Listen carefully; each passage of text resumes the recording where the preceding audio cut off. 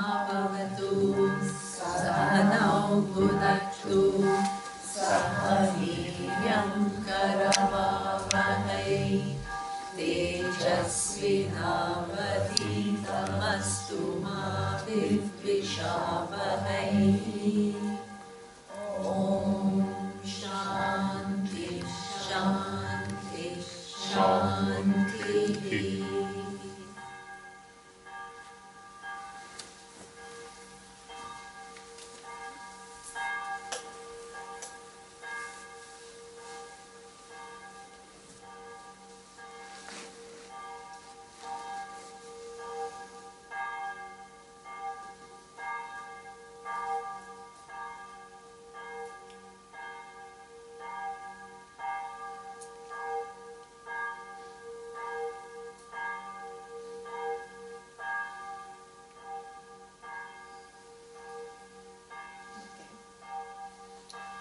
So up to now, we saw the relationship of awareness. First, we did two things in the last class. First thing we did is, not only we said that this awareness is distinct from the body and mind, what we said is, this awareness is not only specially connected to you. We took out what? The limitation, your special connection to this awareness. Awareness is what? Free from any connection with anything. So that means it doesn't have a specific location. It is free and it is everywhere. That is the first thing we did. Right? Freed it from a special connection with your body and mind. Like, I'll just give you an example. It seems as though this is a pot space, right? And this pot space is limited. It seems like that by the pot. But what is the reality? How many spaces are there? Is there a bottle space? Is there a pot space? Is there a room space? How many spaces are there? Only one. So that means that, then why is it that it seems like pot space? Tell me. Because the presence of pot as though gives a boundary to the space. But in reality, what is the reality? There is only one undivided space. The coming of the pot does not cut the space into two. One is the pot space and the other one is outside space. But visually, it seems as though this space is distinct from outside space. So this is why space begins to have what? Many different locations. One is a bottle space, the other one is a vase space, pot space. But in reality, these are just confinements which are what? Only an appearance. One undivided space. So what we did is, this body and this mind is like what? As though what? Enclosing awareness. And that body and mind as though enclosing awareness. So that means awareness seems like many and all specific. What we said is, the body and minds are different, but the awareness is one undivided whole, like the space. Seems to be confined, but in reality not confined. The space is everywhere. And it is neither affected, listen to this carefully, neither it is affected by the size of the pot, nor if in case the pot had water inside it, or if the pot had coke inside it, or a pot had juice inside it, or even beer inside it. Does the space get affected? Does the space get tainted? No. pervading everything, it is already free from everything. This is the nature of awareness. Not only the body doesn't confine awareness, but what is inside the body, in this case the mind, also doesn't contaminate awareness. It is free. So that means we took out not only the location and we made it all pervading and one, not many space, not many awareness, only one awareness. The second thing we did is, not only there is one awareness and then there are all the different objects. The so-called object category itself is mithya. If you begin to, on one hand, the objects seem like huge. You try to stand in front of a huge mountain, you feel what? So small. But this huge mountain of I don't know how many meters, and you enjoy the same. What? If you look in terms of content, it is nothing but different permutation and combination of atoms and particles. The mountain is same earth. It is also, there is air there, there is water.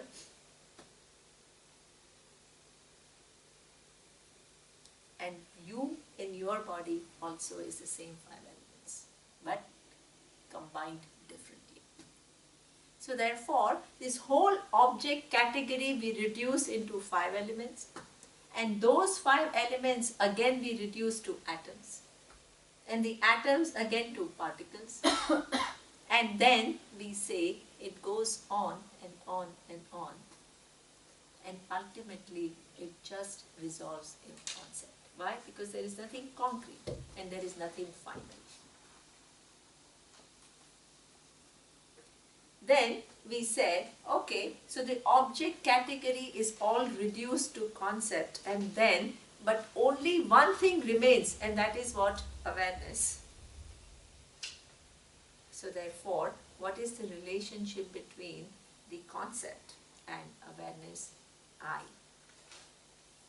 There is again Satya Mithya relationship. The concept cannot exist without awareness. Awareness is independent of the concept. So this is how we came to non-duality. Non-duality means that there is no two. There is no two, but the meaning of there is no two doesn't mean that there are not different forms. Please understand this.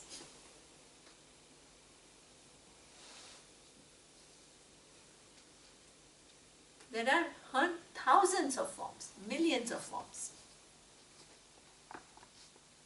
If you look at the forms, you can count billions, trillions, whatever, countless. But if you look at the content, because all these varied forms are, if you look at their content, there is only one. And what is the relationship? Form cannot exist without the content, and the content is independent of the form. So that means here you have two names. What are the two names? One is pot and the other one is clay. But if you see the reality, how many are there? Two things? No. Why are there not two things? Because if I say that, okay, if you think there are two things, I think there is only one thing, which is clay, and let me take out the clay and you can have pot. What would you be left with? Nothing. That's why there is only one. You have two names but one reality.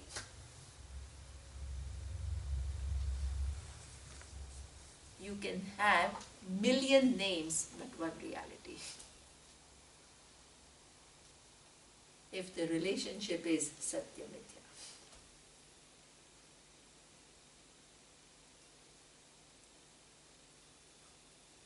You don't need to destroy forms to know non-duality. You don't need to have a special experience of oneness to understand the vision of Vedanta. You can see everything exactly as before. What shifts is your understanding.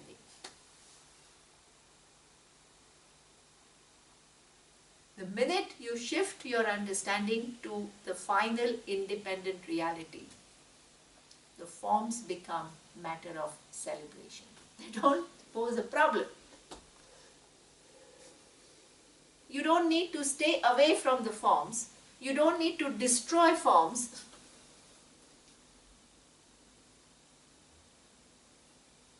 You can enjoy different paths and their functions, and at the same time you never lose the sight of the vision.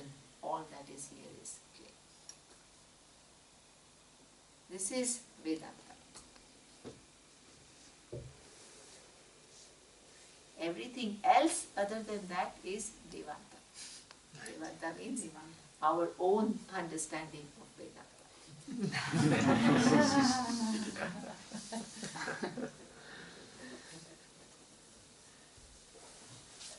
You are not trying to alter anything. As long as your mind isn't trying to alter things, what will happen is you try to create new experiences. The experiences of non-duality.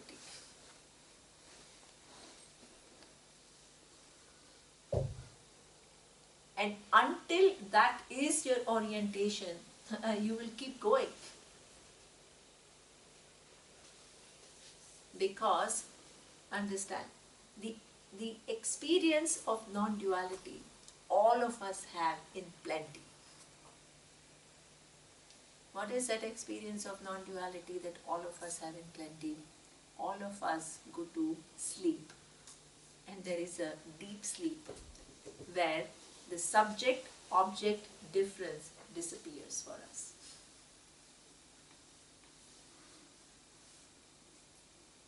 In deep sleep, you don't even have a thought that I am now not thinking. Even that is not available. The object also disappears. The whole universe is resolved in your understanding. So there is neither any subject, nor any object, nor any world. But in spite of this experience, every night, did it do anything to remove our ignorance? No. We woke up and we remained exactly the same. One more extraordinary experience, which I don't know what it could be, whatever you imagine.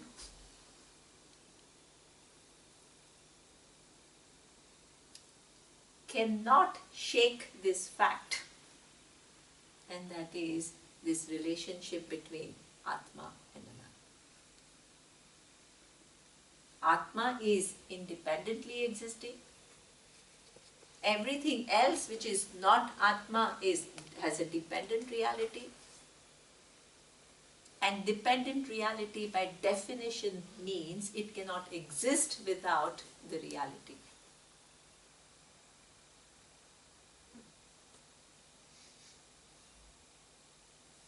And therefore, it cannot do anything to the reality.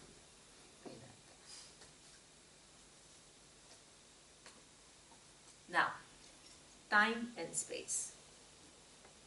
Time and space itself, it's very interesting.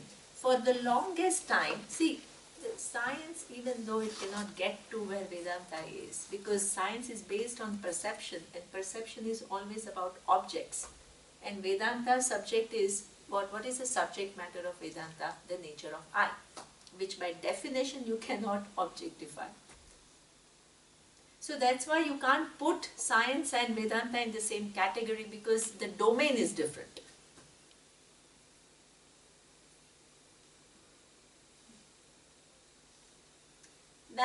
But one thing is similar. One thing is similar, and that is rigorous reasoning. That is similar.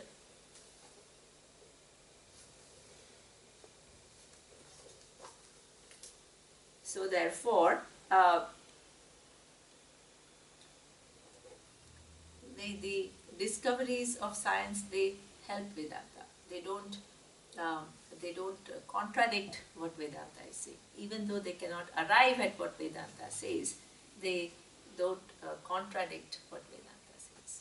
They can't contradict what Vedanta says. So therefore, for the longest time, all of us thought about time and space as absolute reality. What does it mean? That the time and space is constant and it is always there and equally everywhere, and only the objects change within this fixed time and space framework. So the objects undergo change, but the time and space is fixed and equal everywhere in the universe. This particular, the whole of Newtonian physics was based on this understanding of time and space being absolute and non-changing. Then came Einstein. There was a whole paradigm shift in physics.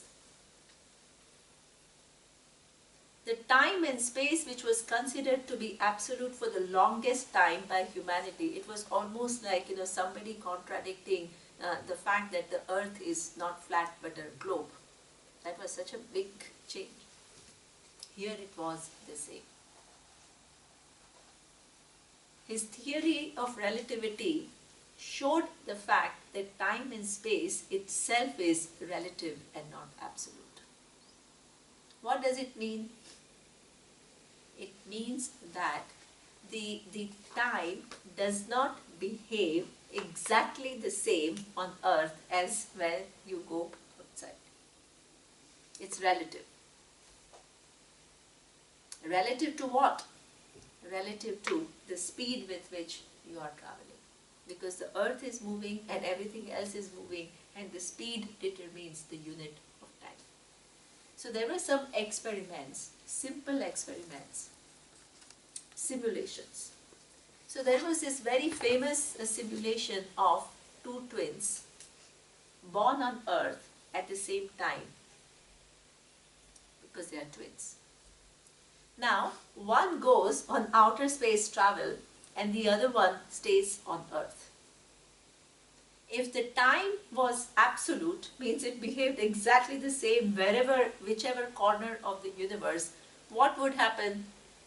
Let's say after 50 years of travel outside earth, when the twin comes back to the earth, both the twins should have what? Same age. Right? Both should be 50 years old. Actually, what happened is the twin who went to outer space, it is not actual, it is simulation. Then aged differently. Who was older? The one who was staying on this earth was older. So that means the time as we experience on this earth, the minute you leave the atmosphere of the earth, the time moves differently depending upon the speed at which you are traveling.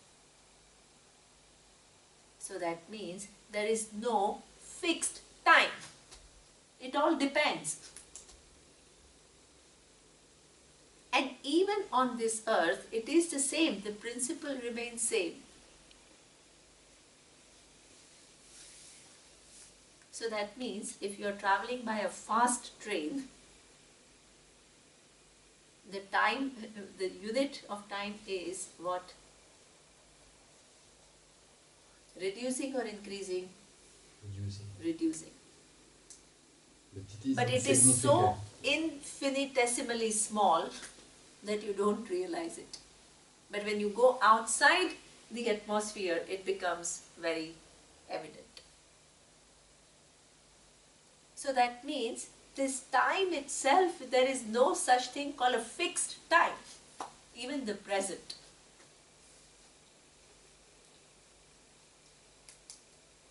Now, how does Vedanta use this fact to show we have our own thing that we need to show, and that is the relationship of awareness with time. So therefore, way before Einstein came up with his theory of relativity, the Vedas make the statement, Jagat is Mithya. Jagat, which includes what? Time, space and objects, that has a dependent reality. Brahma Satyam Jagat Mithya. So that means they understood that even time and space has a dependent reality on awareness. And time and space is not independent of awareness. How did the rishis show that?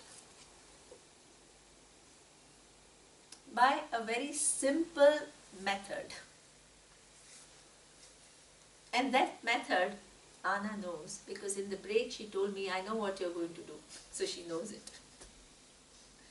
It's a very simple method, and that method is look into the truth of time. Just like what is the method through which I made this pot disappear? By just inquiry into the nature of this pot. You begin to look at the time and the nature of time. For our normal transactional world, we think about time in terms of 3 periods of time. The past, present and future. Now, when you look into the truth of time, you have to say the past, when it was the past, it was what? Present. And when I think about the past, the thought belongs to what? The present. The future, when it takes place, it is going to be what? Present. And now when I think about the future, the thought belongs to what? Present. So that means, if I really want to understand the time, all I need to do is to understand the present.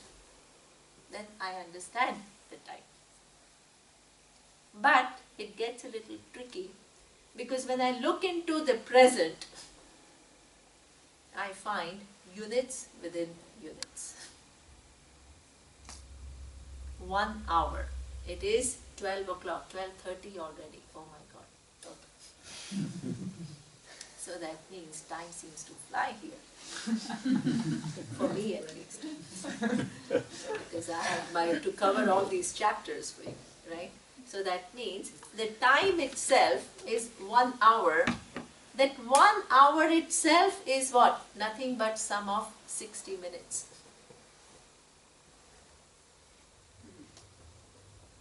One minute itself is nothing but sum of 60 seconds. 1 second itself is nothing but what? Microseconds, nanoseconds. Again, if I look into the truth of the present, it is units within units within units within units, like this pot. And ultimately, it also is nothing but, what is the final unit? You can't find final unit. Again becomes concept.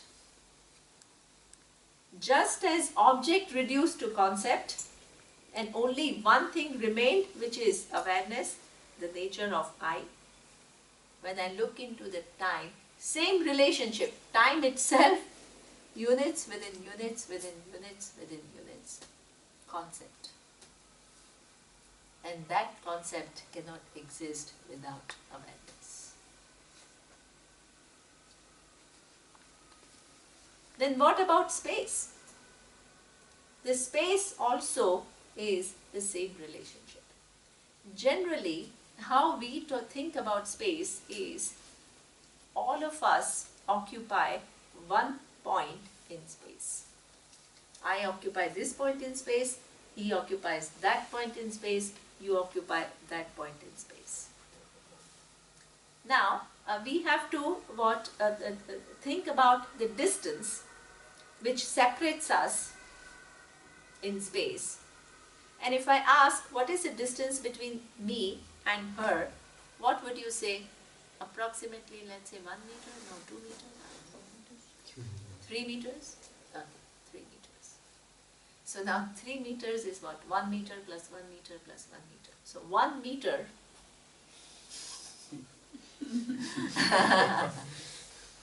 itself is how many centimeters? 100 centimeters. Then 1 centimeter is how many millimeters? 100. 10. I don't know. We don't even know. Who are all the people who know math or a little bit? So that means one thing we all know, that from there is one more unit. We don't even know the name of that unit. And then further unit, and then further unit, and further unit.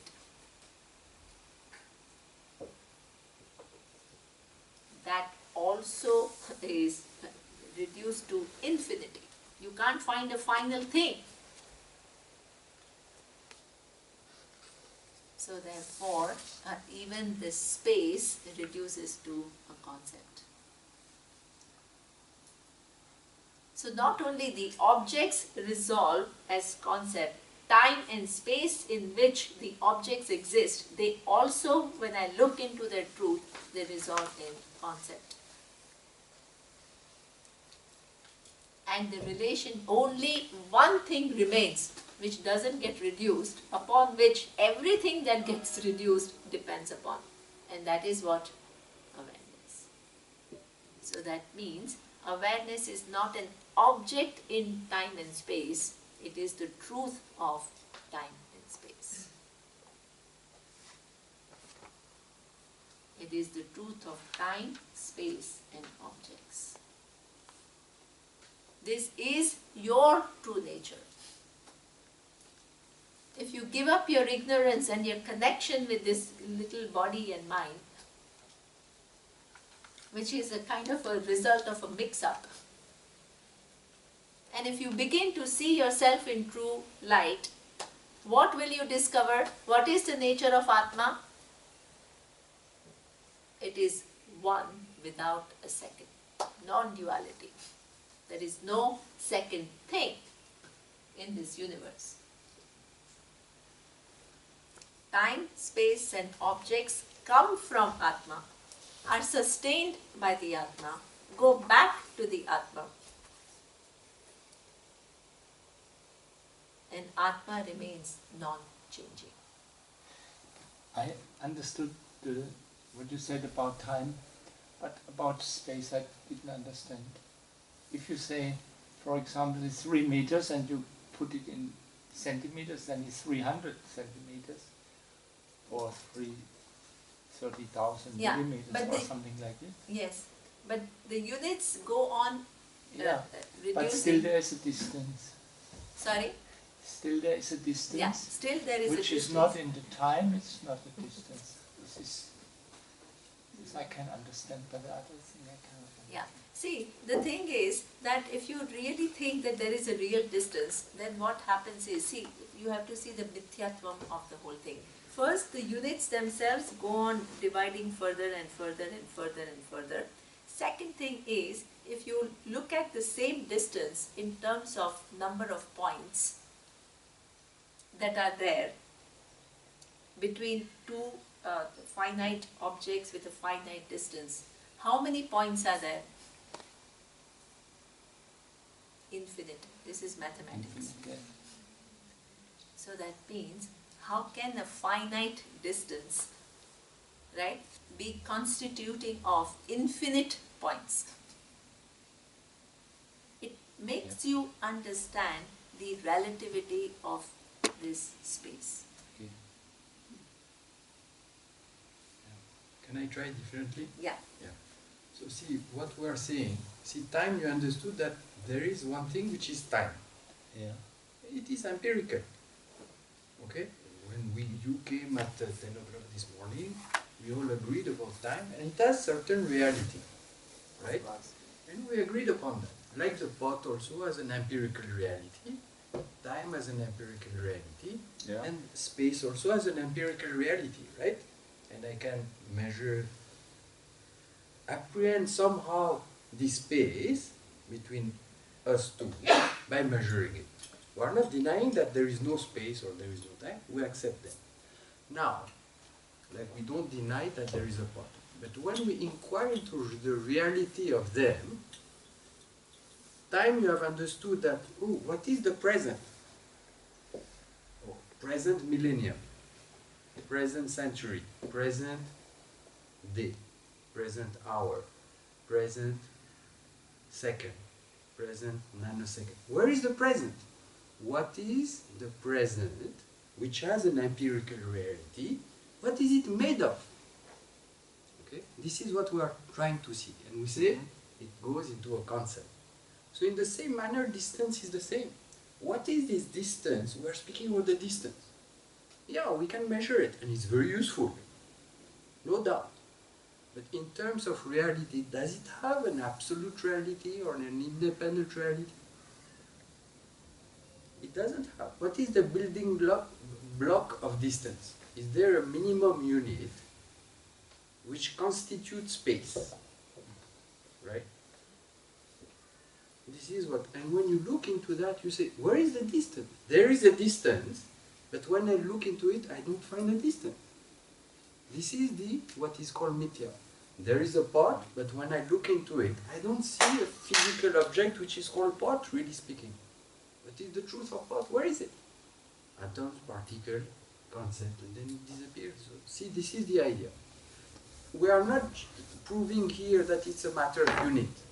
Unit is just empirical. And you decide as a human, you say, the reference to measure all the distance is 1 meter. It's totally arbitrary. And then this distance you divide it. Here we are saying, even if you divide, where is the minimum, let's say, kind of particle of space out of which all distances are made? Where is it? I don't see it. This is the idea. Did you get it?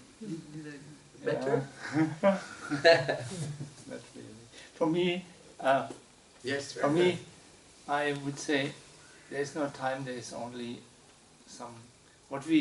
For example, I understood that there is no time because time is what we call time is a movement. For example, the Earth moves one time on itself, and this we call time. Yeah. So this I understand that there is no time, but there is No. movement or It's not. There is a time. not really. There is a pot. There is a body. There is a camera. There is a wall. All this has a certain reality. Yeah. But we take it Okay. as being the absolute reality. Okay. And this is what is absolutely intangible. Okay. And it doesn't depend upon anything else. Here, by inquiry, you realize that, okay, it is empirical, Okay. but it is not absolutely real. Yeah, I understand. Yeah. So that means, this is a very good point. I'm very happy that you raised this question. Normally, when we use the word mithya, right, people think mithya means it's unreal or is not there. We don't use the word mithya as unreal, we use it as dependent reality. So that means something can be empirically true, right? So that means when I say the pot is mithya, I don't mean to say that this pot is an illusion. If I ask you to, for example, this can be, if you begin to think that this bottle is pink, that is what an illusion. Illusion because what this bottle is clear, but you see it as what? Pink. That is your personal projection. right?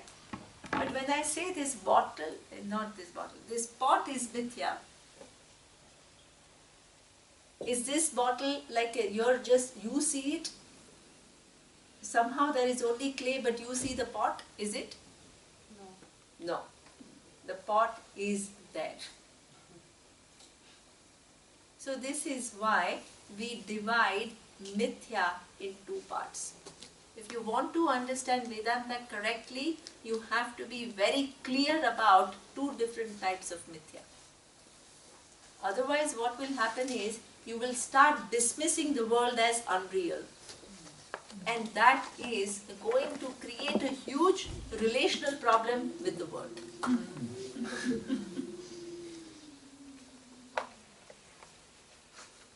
Any responsible Vedanta teacher will not make you walk away with an idea that this world is just an illusion and you just need to skip it all and just move to this final reality. The mithya itself is divided in two parts. One is called Vyavaharika mithya and the other one is Pratibhasika mithya. What is the difference between Vyavaharika mithya and Pratibhasika mithya? This pot is not an illusion. Why? Because what? There is a form. And not only you see a pot, but everybody else who is in the room will see the pot. And not only everybody sees a pot, we can use the pot to pour some water. And it can hold only up till here. And it can't hold more. So that means it is empirically true. Empirically true means it has a form, it has a name, and it has a specific function. You can't deny it. This is what we call Vyavaharika. But in terms of its reality, it depends entirely upon clay. Therefore, it is mithya, but empirically true. Vyavaharika. What is it? It is, therefore you see it. The pot is there, that's why everybody in the room sees the pot. What is Pratibhasika mithya? Pratibhasika mithya is slightly different.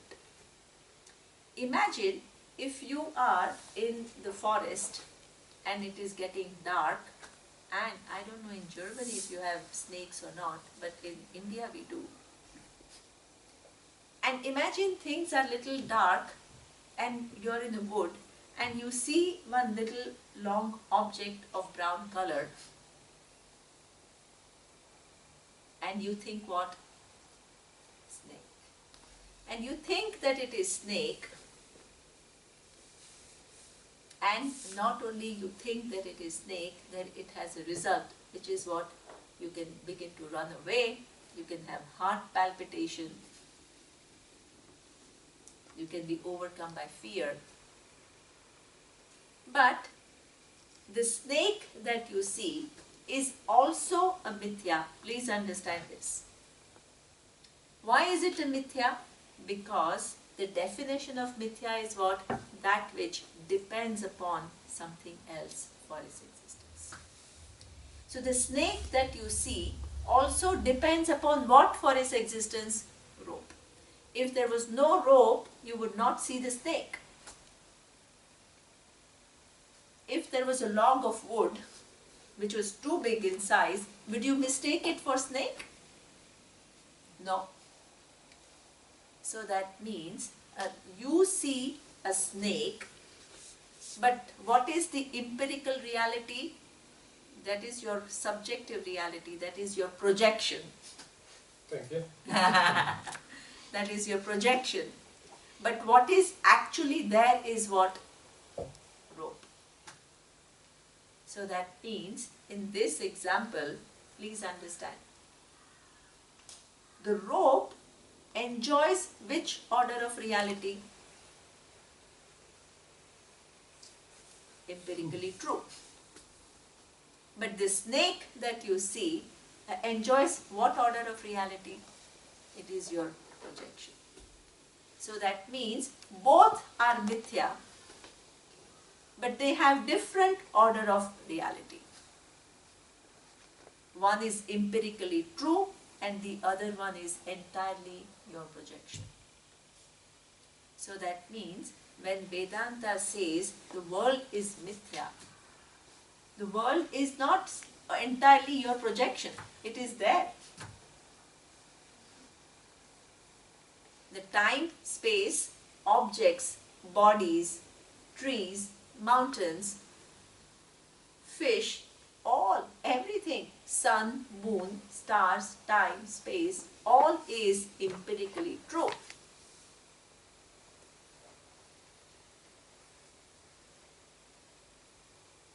Even though it is empirically true, so our understanding of a normal person is whatever is empirically true is the final reality. What Vedanta says is what is empirically true has a relative reality, it has a dependent reality. But if you look into anything which has an empirical reality, like in this case, the snake depends upon rope, and our normal understanding is rope is the reality. That is how human beings behave. Snake is a projection, but rope is the reality. What Vedanta says is, hey, look into this rope a little bit more. Rope is nothing but fibers. The fibers are nothing but atoms. The atoms are nothing but particles. The particles are nothing but something else. And ultimately it is just a concept. Now, suppose you don't even see the rope. Your mind is on snake. And all the fears that you have because of your perception of a snake. And suppose Vedanta begins the inquiry with rope being mithya, but you don't even see rope as a rope. What are you thinking? It is snake. Where is the match between what Vedanta is talking about and what you are thinking? Do you understand that? The inquiry of Vedanta starts with what we empirically is there, which everybody accepts as the absolute reality. It shows you it does not have an absolute reality, it has a relative reality. But we don't even see the world as it is. We see this world with our own eyes. And in that eyes of ours, you are useless, the world is too much, things are not fair. So that means if my mind is completely caught in my perception of the world, what does Vedanta have to do? What does Gita have to do? First, bring you from what? Snake to the rope. And then second is what? The second step is from rope to the final reality. We have two things to do. Because if your mind doesn't even see the rope, it sees the snake, and not only it sees the snake, but it is caught by the fear of snake, the inquiry which begins with reality of rope, will it make any sense to you? No. So the first job of Vedanta is to make you see from what? From rope, from snake to the rope, and then from rope to what? Awareness.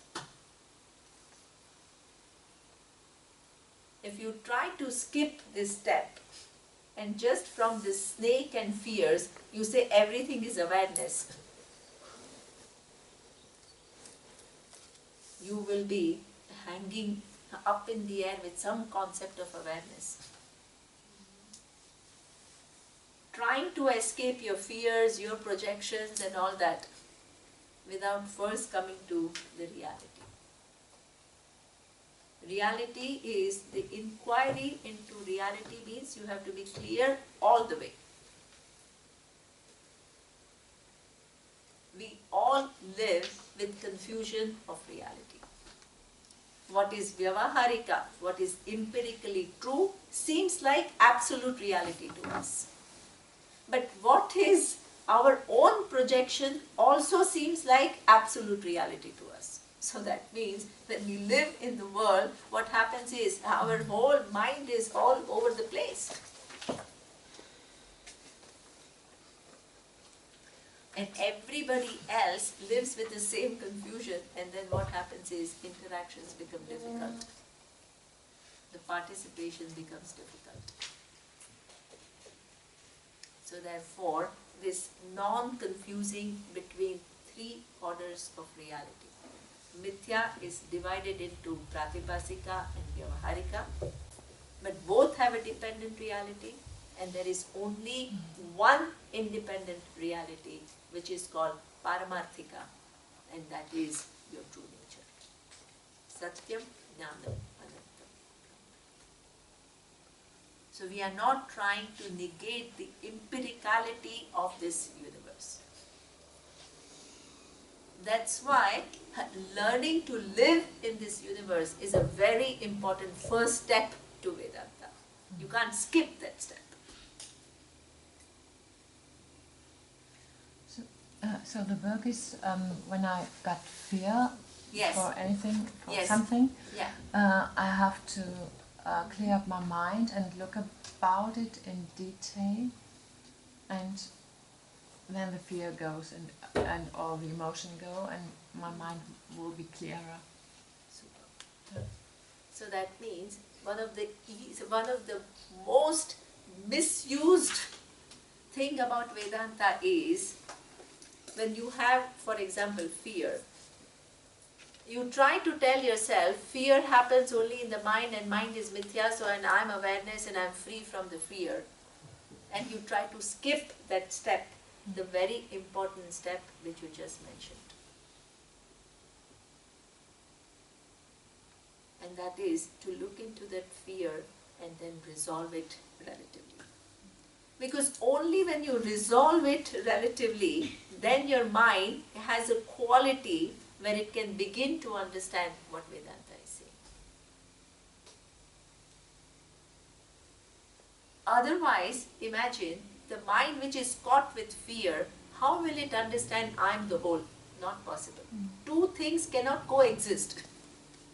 On one hand, extreme fear, and the other hand, I am the whole. That means there is a split.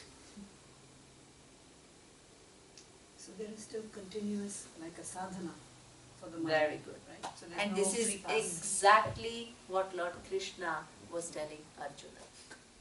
He tells him that I have now taught you the nature of Atma. And you may think, oh, now I know Atma of me and Duryodhana is one. And Atma doesn't die, is not born, it never changes. It's all ever new. Everything else depends upon Atma. So now what? We are both one Atma, let me go home.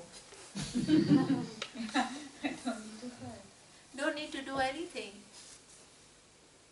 This is how we misuse Vedanta. But Lord Krishna is much smarter. So the teaching is now, yes, I have taught you this reality, but you still have to what?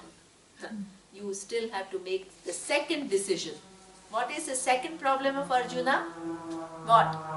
First was the fundamental human problem, and the second one was situational problem, which is what should I do now? So now, after having answered the fundamental problem by saying that if you really know the nature of Atma, then you are free, because there is no second thing other than Atma in this whole universe. So that means the grief naturally goes away. But before you understand the nature of Atma, there is a long way to go, because every knowledge requires preparation.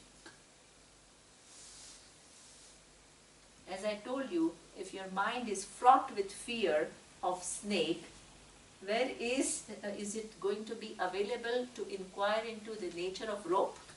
Too much of a gap.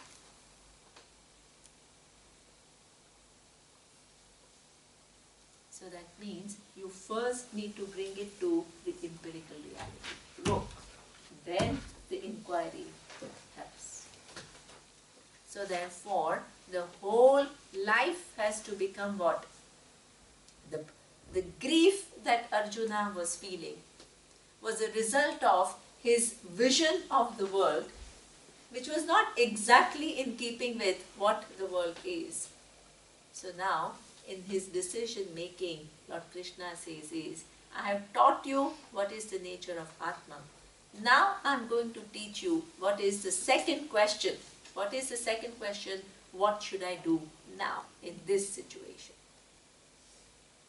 For this decision, the criteria is different. And what is that criteria? We will see next class. So therefore, there is a change of topic. Change of topic from nature of Atma to what? What should I do now? Okay, I do understand somehow, not totally, but I do understand that ultimately what I need to understand is the nature of Atma, which is one, non-dual, and that will really give me the ultimate freedom that I am what? Searching for. And I have started the inquiry, but before that inquiry culminates into knowledge, I have steps to take in my personal growth. And this is exactly what Lord Krishna tells Arjuna. What are those steps in the personal growth, and how to live your life, which then prepares you for knowledge, is the rest of the Gita. We will see that. Om Purnamadav Purnamidam Purnat Purnamudachyate Purnasya Purnamadaya Purnameva Vashishyate. Om Shanti.